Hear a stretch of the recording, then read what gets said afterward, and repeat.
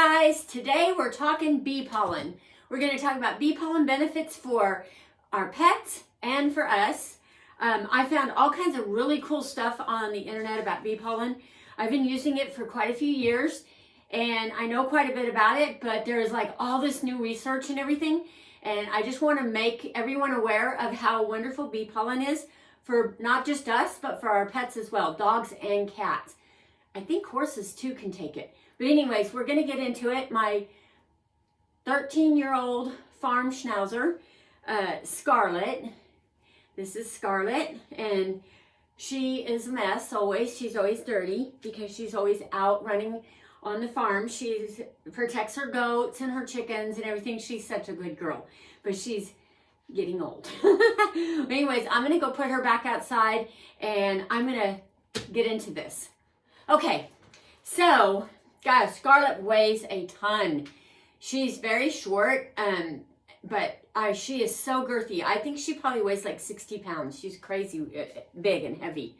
Well, anyways, I was turned on to bee pollen many years ago from a beekeeper friend of mine who just swore by it. And I did a video on how he was always taking his bee pollen, and I'll link that down below. But he has recently passed away. And anyways, he had just so much great information about beekeeping and pollen and everything, and, you know, and the benefits. And he would talk to me for hours, and I really do miss Gary. I've been doing more and more research because there's a lot of great ways to take bee pollen, but there's an enzyme or something that encapsulates each little little kernel of it, and it's really hard for us to like absorb all the wonderful nutrients. So there's really great ways to take it that kind of can help, kind of like how turmeric and black pepper work. You know, black pepper makes turmeric work better. But we'll talk about that in a minute. I am going to just make this short and sweet and talk about how wonderful it is for not only us, but for our dogs and our cats. Like, it is crazy good for them as well. The first thing I'm going to talk about with bee pollen is, you know, if you don't really know what bee pollen is, it is a combination of pollen, like from the plants and everything, and then the bee's secretions, its actual spit, and then nectar as well. So it's pretty much those three constituents are what's in bee pollen. And they make like a little ball that I guess they ball up in their mouth, and they put this everywhere. But you could be allergic to it. So we're going to talk a little bit about safety for both us and for our pets, because I know the very first time I took a product with bee pollen in it and I wasn't doing all my healthy immune boosting and regimen and everything, and I already had really bad allergies, especially to ragweed, and I almost like died from it. Like, I was so bad. But now I can take bee pollen and I don't have any issues whatsoever. So all the things that I do to, you know, keep my immune system in check and everything really help. And it's same thing with our dogs. You know, they could be allergic to it as well. So you know, it has like 200 different species of plants on average. So you could be allergic to one of them, the pollen of a different plant species. So the thing is start slow. You know, always start slow to find out if you're allergic to it. A lot of people say, and I wish I would have done this in the beginning, because I didn't. I just took my teaspoon and didn't know. You know, actually it was in a product that was really thick with it. You know, it had it in it. But 1 or 2 grains dissolved under your tongue, and then you increase daily throughout the week, like to 3 or 4 and 5 or 6. You know. And you'll know after a week, you know, how you're doing, but always kind of monitor yourself, because they could, every time you get new pollen, you might have a new allergy, if you have allergies. It's very rare that people are allergic to bee pollen, but I mean, it can happen. And usually they say if you have allergies to bees, a lot of people have allergies to bees and still can take this, but you might want to really, you know, just check with your doctor, do whatever, because the allergy part might be the only thing that could be bad.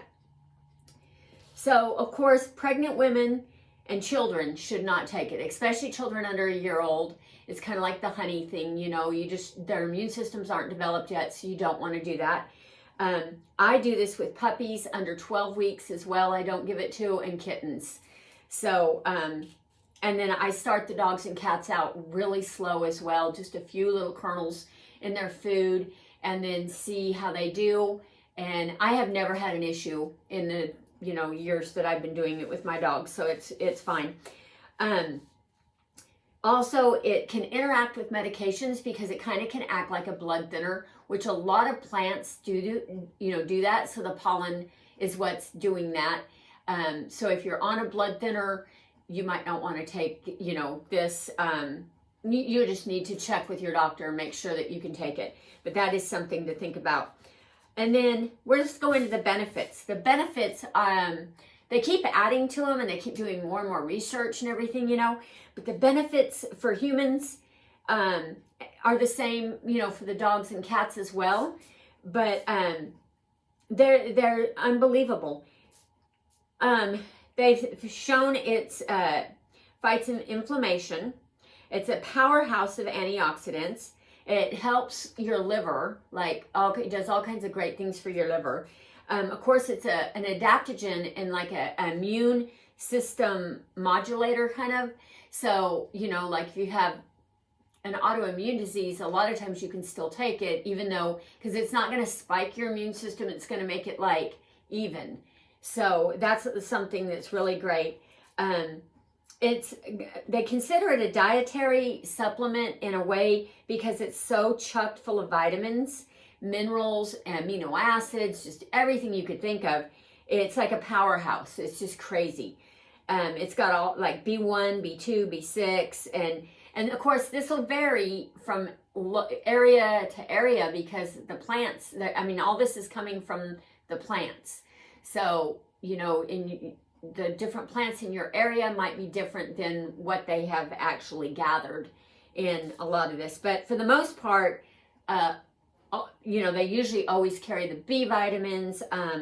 They carry omega-3s and 6s. That quercetin for allergies is great. Like if you have dogs with environmental allergies to grass and things like that, just like us, seasonal allergies, this is great. It's actually better than taking honey, like a local honey. If you can get local bee pollen, that is like amazing for allergies for, dogs and cats and humans. Adaptogen for stress regulator. It's, it's really good at like environmental stress and everything else, like toxins and everything. It can really neutralize all that. And it's just super good for that too. And of course it speeds healing. I love that part. I know like honey does too. You can put honey on wounds and everything, and it'll, you know, keep scar tissue down. And oh gosh, you know, the bees got it going on. They really do know that, you know, they can take care of their hive. They have everything they need to take care of their brood and keep them healthy and everything. So it's amazing. They have their own little ecosystem and how they do things, and we can share it with them. You know, we don't want to rob them or anything completely, but they usually make way too much, and this stuff just goes back to the earth anyway. So we can share it with them. I had noted that pollen is more nutrient rich than honey because it has all those other like amino acids. It has a lot of different things in it that's a little different than honey. So taking honey and bee pollen is great because you're getting two different types of, you know, benefits. Now, I'm just going to read this really, really fast. The National Library of Medicine, NCBI, NIH.gov, they are the National Library of Medicine. It's the National Center for Bioteching Information. And this is pretty recent right here. This is 2021, and of course they start out with the abstract. This is great to read through, and I'll put that down below. It's going to tell you everything. The abstract's going to tell you everything about, you know, the Bible and ancient Egyptian texts are documented proof of its use in public health. It is considered a goldmine of nutrition due to its active components that have significant health and medicinal properties. Bee pollen contains bioactive compounds including proteins, amino acids, lipids, carbohydrates, minerals, vitamins, and polyphenols. I mean, this is a wealth of information if you want to read on bee pollen. And it's, to me, bee pollen is very underrated. Like a lot of people don't really know about it. So, I'm just going to go through real quick the metabolites of bee pollen. It tells you all about that. And it pretty much shows like the carotenoids, the vitamins, minerals, polyphenols, lipids, amino acids, proteins, carbohydrates. It's going to tell you a little bit about that.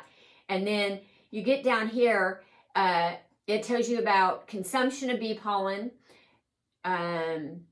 bee pollen effects on metabolite syndrome disorders.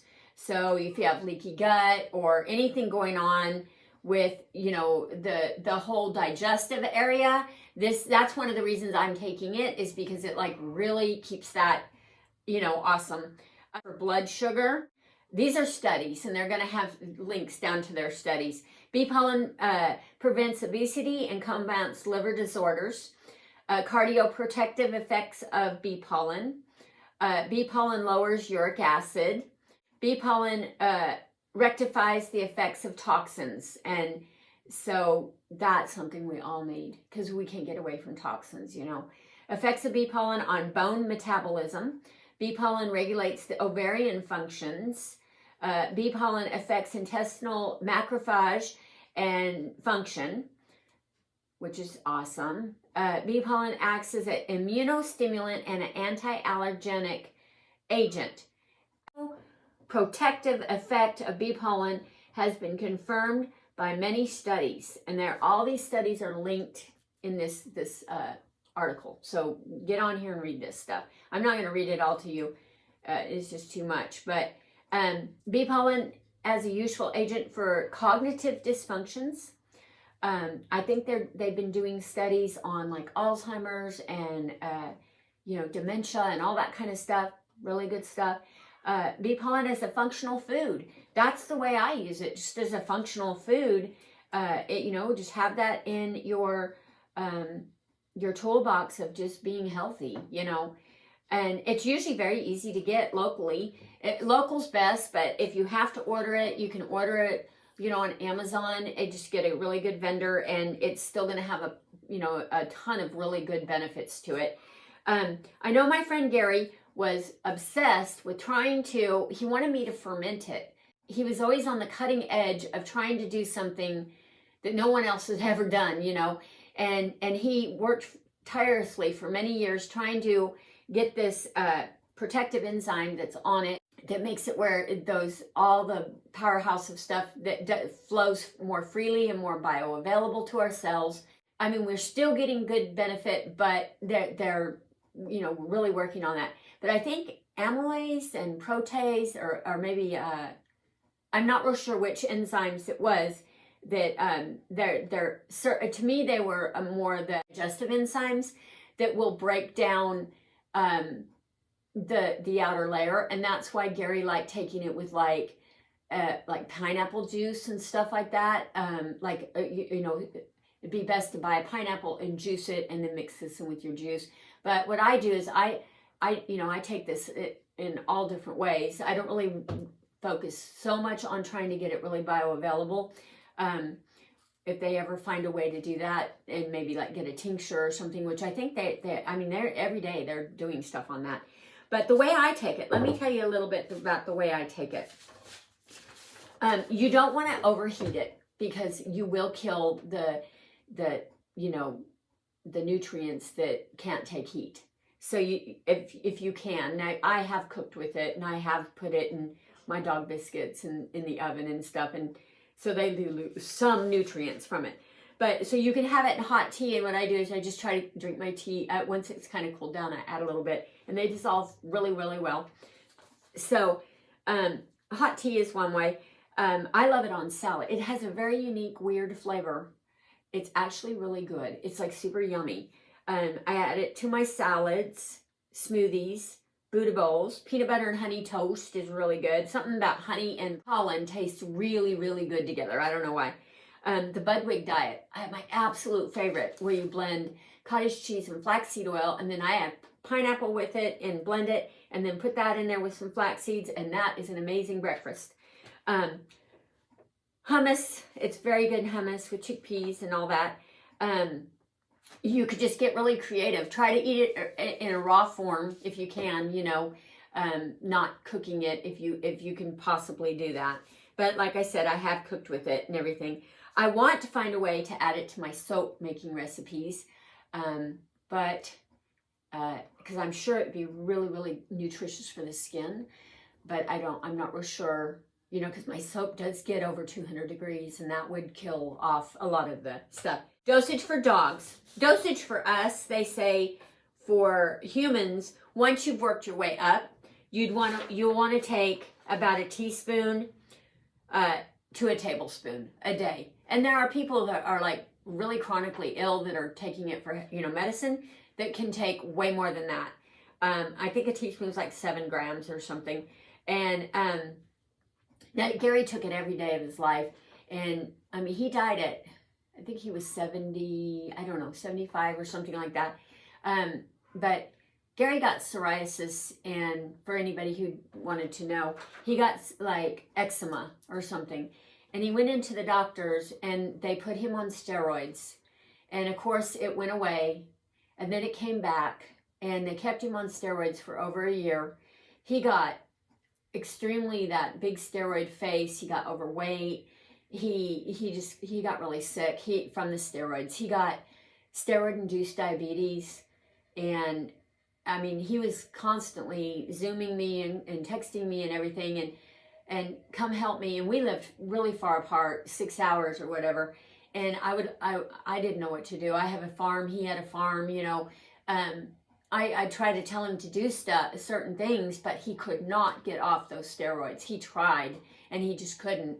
And he finally died. And it was really weird. He was going to go back to his farm, and he had posted on Facebook that he was going to be having, you know, a honey sale and all this, and the next morning, and he died that night. It was very strange. But I just, you know, you get sucked, he always said, you get sucked into the medical vortex. I mean, there's times when that stuff is good, but things that are super addictive, like steroids and pain medication and stuff, they're just not good. But anyways, that video of his is really good. If you want to watch it, I'll link it down below. For the dosage for dog, I love it for my dogs. Oh my gosh, I love it for my dogs.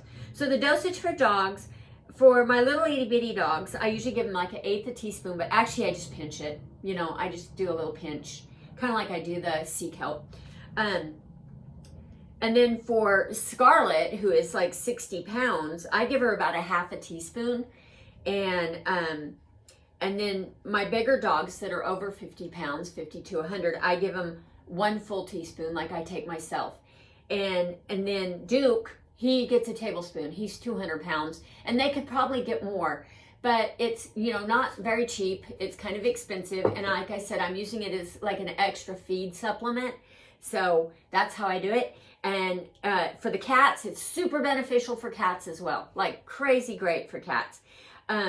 They can get, if they're up to 10 pounds, 1/8 of a teaspoon. And same thing for like Winnie, who probably weighs like 1.5 pounds. She gets just a little pinch. And then Raven, who is probably like 7 or 8 pounds, she gets a bigger pinch. You know, I just kind of pinch it out that way.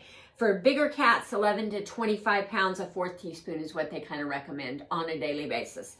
But anyways, I just wanted to share the benefits of bee pollen, and that you can use it for your pets as well for health. And I want you guys to get out there and research it, because this is something that is underlooked, and it is very plentiful for all of us to use, and it's great stuff, and it's just great to have. Anyways, I will talk to you later. If you like this, give it a thumbs up, share it to anybody who might need it, and subscribe to my channel if you're new here and you haven't. I'll have lots more videos coming, and that's it. I will talk to you later. Bye.